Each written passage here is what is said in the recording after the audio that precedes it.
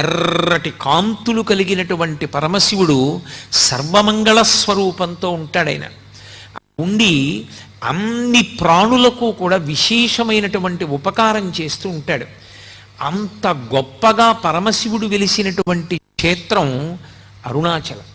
అరుణాచలంలోకి వెళ్ళడానికి ఒకటే, పరమేశ్వర నాకేం తెలియదు, నాకున్నవన్నీ పాపాలే, నిన్ను నమ్ముకుని వస్తున్నాను, నువ్వే నన్ను అరుణాచల ప్రవేశం చేయించు అని అడిగినటువంటి వారికి అరుణాచల ప్రవేశం చేయిస్తారు తప్ప, అహంకృతితో కొంచెం డాంబికంగా బయలుదేరితే అరుణాచలంలోకి వెళ్ళరు అని శివుడు అన్నాడు గౌతమ మహర్షితో.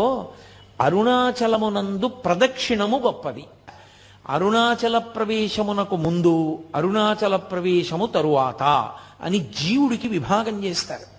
అసలు వీడెప్పుడైనా అరుణాచలం వెళ్ళాడా చూస్తారు. అరుణాచలం వెళ్ళాడు, ఆ జీవుడి స్థాయి వేరు. అరుణాచలం వెళ్ళలేదు, ఆ జీవుడి స్థాయి వేరు.